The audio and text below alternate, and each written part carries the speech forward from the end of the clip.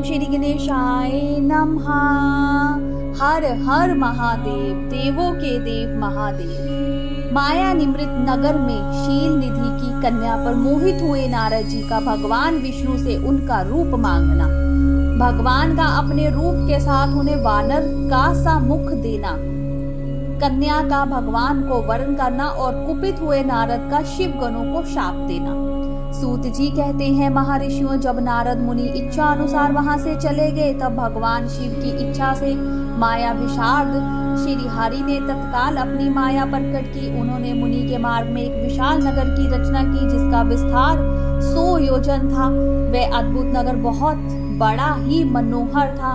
भगवान ने उसे अपने वैकुंठ लोक से भी अधिक रमणीय बनाया था। नाना प्रकार की वस्तुएं उस नगर की शोभा बढ़ाती थी। वहां स्त्रियों और पुरुषों के लिए बहुत से विहार स्थल थे।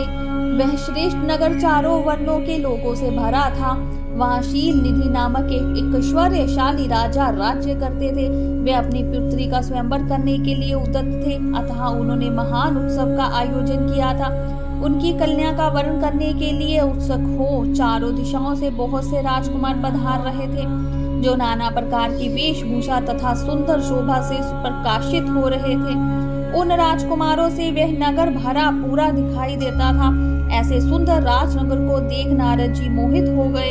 वे राजा शील निधि के द्वार पर गए। मुनि शिरोमणि नारद को आया देख महाराज शील निधि ने श्रेष्ठ रत्नमय सिंहासन पर बिठाकर उनका पूजन किया।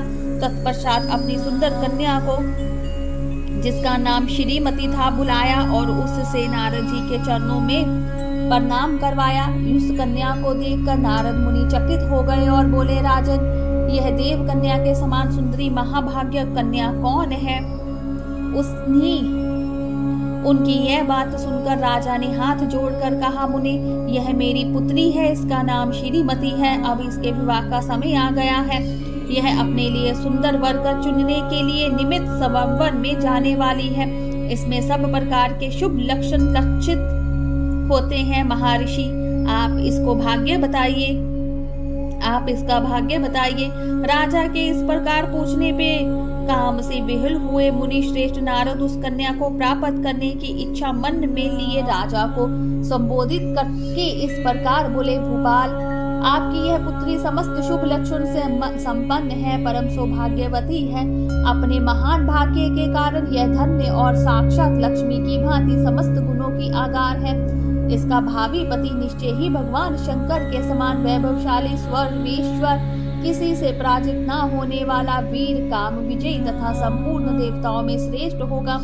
ऐसा कहकर राजा से विदा ले इच्छा अनुसार विचरने वाले नारद मुनि वहां से चले गए। वे काम के वशीभूत हो गए थे। शिव की माया ने उन्हें विशेष मोह में डाल दिया था। वे मुनि मन ही मन सोचने लगे, मैं इस राजकुमारी को कैसे प्राप्त करूं? स्वयंवर में आए हुए नरेशों में से सबको छोड़कर ये एकमात्र मेरा ही वर्ण करे, यह कैसे संभव हो सकता है? समस्त नारियों को सौंदर्य सर्वथा प्रिय होता है। सौंदर्य को देखकर ही वह प्रसन्नता पूर्वक मेरे अधीन हो सकती है, इसमें संशय नहीं है। ऐसा विचार कर काम से विह्वल हुए मुनिवर नारद भगवान विष्णु का रूप ग्रहण करने के लिए तत्काल उनके लोक में जा पहुंचे। वहां भगवान विष्णु को प्रणाम करके वे इस प्रकार बोले, भगवान, मैं एकांत में आपसे अपना सारा वृत्तांत कहूंगा। तब बहुत अच्छा कहकर लक्ष्मीपति श्री हरि नारद के साथ एकांत में जा बैठे और बोले, मुने, अब आप अपनी बात कहिए। तब नारद जी ने कहा, भगवान, आपके भक्त जो राजा शील निधि हैं, वे सदा धर्म पालन में तत्पर रहते हैं। उनकी एक विशाल लोचन कन्या है जो बहुत ही सुंदरी है। उसका नाम श्रीमती है। वह विश्व मोहिनी के रूप में विख्यात है और तीनों लोकों में सबसे अधिक सुंदरी है। प्रभु, आज मैं शीघ्र ही उस कन्या से विवाह करना चाहता हूँ। राजा शील निधि ने अपनी पुत्री की इच्छा से स्वयंवर रचाया है, इसीलिए चारों दिशाओं से वहां सहस्त्रों राजकुमार पधारे हैं। नाथ, मैं आपका प्रिय सेवक हूँ, अतः आप मुझे अपना स्वरूप दे दीजिए, जिससे राजकुमारी श्रीमती निश्चय ही मुझे वर ले। सूत जी कहते हैं, महर्षियों, नारद मुनि की ऐसी बात सुनकर भगवान मधुसूदन हंस पड़े और भगवान शंकर के प्रभाव का अनुभव करके उन दयालु प्रभु ने उन्हें इस प्रकार उत्तर दिया, भगवान विष्णु बोले, मुने तुम अपने अभीष्ट स्थान को जाओ, मैं उसी तरह तुम्हारा हित साधन करूंगा जैसे श्रेष्ठ वैद्य अत्यंत पीड़ित रोगी का करता है, क्योंकि तुम मुझे विशेष प्रिय हो। ऐसा कहकर भगवान विष्णु ने नारद मुनि को मुख तो वानर का दे दिया और शेष अंगों में अपने जैसा स्वरूप देकर वे वहां से अंतर्ध्यान हो गए। भगवान की पूर्वतक बात सुनकर और उनका मनोहर रूप प्राप्त हो गया समझकर नारद मुनि बड़ा हर्ष हुआ। वे अपने को कृतकृत मानने लगे। भगवान ने क्या प्रयत्न किया है इसको वे समझ ना सके। तदनंतर मुनि श्रेष्ठ नारद शीघ्र ही उस स्थान पर पहुंचे जहां राजा शील निधि ने राजकुमारों से भरी हुई स्वयंवर सभा का आयोजन किया था। विप्रवरों राजपुत्रों से घिरी हुई वह दिव्य स्वयंवर सभा दूसरी इंद्र सभा के समान अत्यंत शोभा पा रही थी। नारद जी उस राज्यसभा में जा बैठे और वहां बैठकर प्रसन्न मन में बार बार यही सोचने लगे कि मैं भगवान विष्णु के समान रूप धारण किए हुए हूँ, अतः वह राजकुमारी अवश्य मेरा ही वर्णन करेगी, दूसरे का नहीं। मुनि श्रेष्ठ नारद को ये बात ज्ञात नहीं था कि मेरा मुख कितना कुरूप है।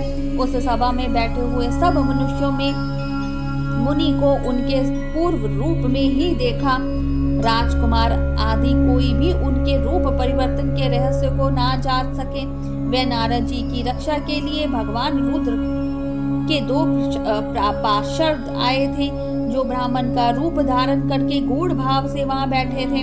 वे भी नारद जी के रूप परिवर्तन के उत्तम भेद को जानते थे। मुनि को काम वेश में मूढ़ हुआ जान वे दोनों पार्षद उनके निकट गए और आपस में बातचीत करते हुए उनकी हंसी उड़ाने लगे, परंतु मुनि तो काम से विहल हो रहे थे, अतः उन्होंने उनकी यथार्थ बात भी अनसुनी कर दी। वे मोहित हो श्रीमती को प्राप्त करने की इच्छा से उसके आगमन की प्रतीक्षा करने लगे। इसी बीच में वह सुंदरी राजकन्या स्त्रियों से घिरी हुई अतः पूर्व से वहां आई। उसने अपने हाथ में सोने की एक माला ले रखी थी। वह शुभ लक्षणा राजकुमारी स्वयंवर के मध्य भाग में लक्ष्मी के समान खड़ी हुई अपूर्व शोभा पा रही थी। उत्तम व्रत का पालन करने वाली वह भूप कन्या माला हाथ में लेकर अपने मन के अनुरूप वर का अन्वेषण करती हुई सारी सभा में भ्रमण करने लगी। नारद मुनि का भगवान विष्णु के समान शरीर और वानर जैसा मुंह देखकर वे कुपित हो गई और उनकी ओर से दृष्टि हटाकर प्रसन्न मन से दूसरी ओर चली गई। स्वयंवर सभा में अपने मनवांछित वर को ना देखकर वह भयभीत हो गई। राजकुमारी उस सभा के भीतर चुपचाप खड़ी रही। उसने किसी के गले में जयमाला नहीं डाली। इतने में ही राजा के समान वेशभूषा धारण किए भगवान विष्णु वहां आ पहुंचे। किन्हीं दूसरे लोगों ने उनको वहां नहीं देखा, केवल उस कन्या की ही दृष्टि उन पर पड़ी। भगवान को देखकर उस परम सुंदरी राजकुमारी का मुख प्रसन्नता से खिल उठा। उसने तत्काल ही उनके कंठ में वह माला पहना दी। राजा का रूप धारण करने वाले भगवान विष्णु उस राजकुमारी को साथ लेकर तुरंत अदृश्य हो गए और अपने धाम में जा पहुंचे। इधर उस राजकुमार श्रीमती की ओर से निराश हुए नारद मुनि तो काम वेद ना से आतुर हो रहे थे, इसलिए वे अत्यंत विहल हो उठे। तब वे दोनों विप्रूपधारी ज्ञान विषाद रुद्रगण काम विहल नारद जी से उसी क्षण बोले। रुद्रगणों ने कहा, हे नारद, हे मुने, तुम व्यर्थ ही काम से मोहित हो रहे हो और सौंदर्य के बल से राजकुमारी का पाना चाहते हो। अपना वानर के समान घृणित मुख तो देख लो। सूत जी कहते हैं, महर्षियों, उन रुद्रगणों का यह वचन सुनकर नारद जी को बड़ा विस्मय हुआ। वे शिव की माया से मोहित थे। उन्होंने दर्पण में अपना मुख देखा।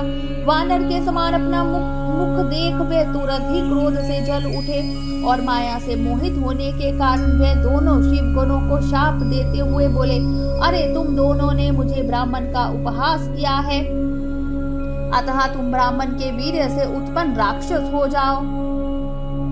ब्राह्मण की संतान होने पर भी तुम्हारे आकार राक्षस के समान ही होंगे। इस प्रकार अपने लिए शाप सुनकर वे दोनों ज्ञानी शिरोमणि शिवगण मुनि को मोहित जानकर कुछ नहीं बोले। ब्राह्मणों वे सदा सब घटनाओं में भगवान शिव की ही इच्छा मानते थे, अतः उदासीन भाव से अपने स्थान को चले गए और भगवान शिव की स्तुति करने लगे। बोलो शंकर भगवान की जय, उमापति महादेव की जय, हर हर महादेव।